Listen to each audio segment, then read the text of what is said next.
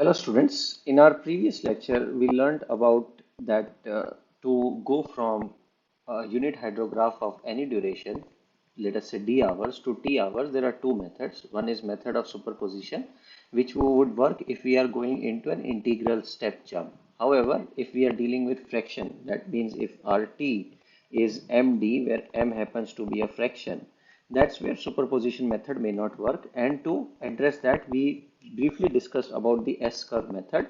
I have already shared a Google sheet where I have shown a sample calculation of S-curve addition. That is how we can derive the S-curve from a given 4-hour or 8-hour unit hydrograph using some simple calculations in an Excel sheet.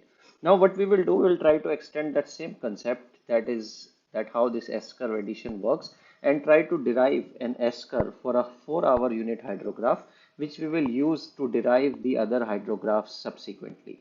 Now here you see that we know the time and the ordinates of a 4-hour unit hydrograph, and the question is to obtain the S-curve. So what we will do, we will do some S-curve addition. So if you recall that the governing equation in S-curve addition happens to be that at any time t, the ordinates of S-curve is given by the lagged S-curve plus the hydrograph that we are adding. So here if we have three columns, namely time, unit ordinates of unit hydrograph, one column for S-curve addition, and finally we have this S-curve ordinate. And here we will make sure that our time is uniformly spaced. If not, we will do interpolation, specifically bilinear interpolation in absence of any other information, or linear interpolation. So it becomes 0, 4, 8, 12, 16, 20, 24, and 28. And here we have ordinates of 4-hour unit hydrograph, which happen to be 0, 10, 30, 25, 18, 10, 5, 0. And finally, what we do is that we know that at least when we are talking about the first hydrograph, this ordinate has to be 0, because by definition, S curve is nothing but it is the lagged unit hydrograph by same duration d and adding them again and again. So here, this will go at this place. So this becomes 10. This go here, 30 plus 10 becomes 40. 40 plus, so this again goes at this place, it becomes 65. 65 goes here, 65 plus 18 becomes 83. 83 plus 10 becomes 93. 93 plus 5 becomes 98. Again 98 goes here, it stays as 98. And you see that at the end of the calculation, that is t corresponding to 28, we reach our equilibrium discharge, and this is also equal to Qs. And we learned that this Qs on an average is A by D in meter cube per second, because if 1 by d is an average intensity, multiply by area, it should give us the meter cube per second units, and that should be the units of discharge. And we say that this is our equilibrium discharge because of continuously happening precipitation or direct rainfall of duration d, and that is what is the definition of an S curve. So here the governing equation is just St equal to St minus d plus ut, and that's what we have used here to arrive at the S curve ordinates. Now let us try to see that what is the physical interpretation of an S curve, assuming that we can now derive S curve either using Excel sheet or using this tabular calculation. Now, when we were started our discussion, we said that S curve is obtained by taking infinite number of blocks of some precipitation event which is happening for d duration. So this is d hour, and the depth of precipitation happens to be 1 centimeter.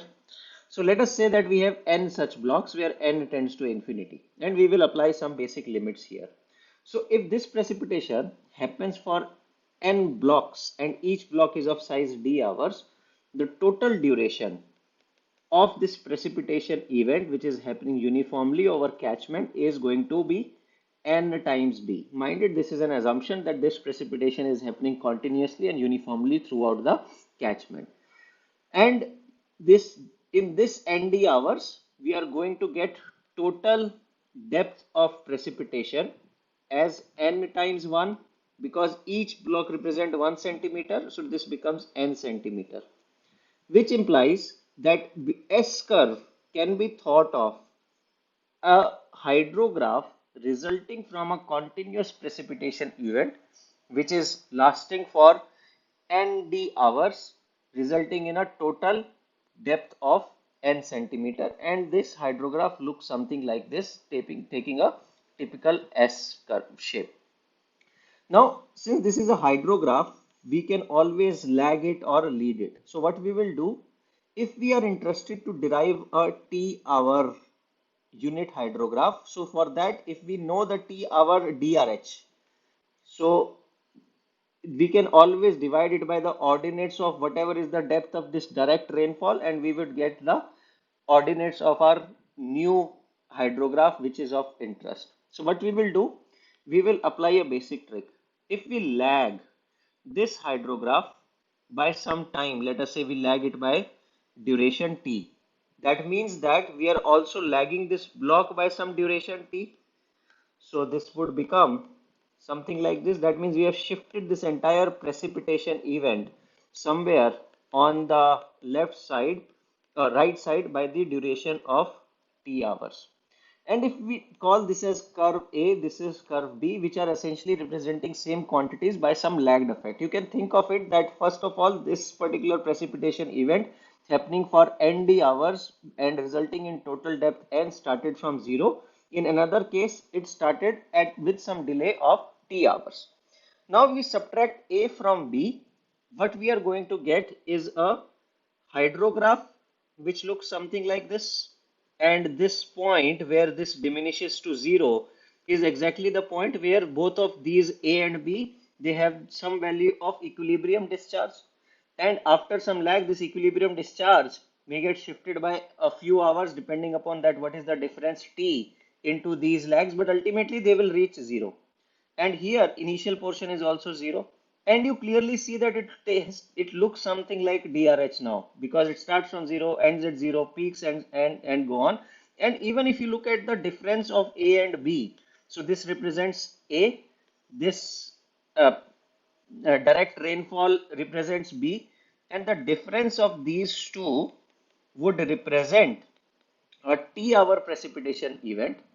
And since the average intensity of precipitation that was happening in A was 1 by d centimeter per hour, as we said, nd was the total duration, n is the total depth, so we can say n upon nd centimeter per hour is the average intensity.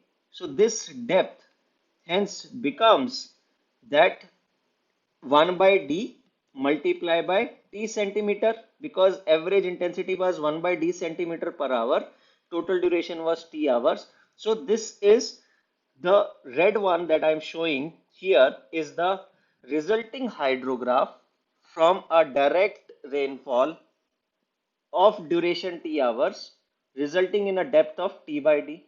Now to go to unit hydrograph, what we will do, if we say that this is curve 3, we will divide all the ordinates by the quantity t by d, because we know that if we are given the ordinates of DRH and we need to derive at UH, what we will do, if we know that what is the depth of direct rainfall during this DRH, let us say 3 centimeter, we simply divided it by the ordinates of DRH to arrive at UH.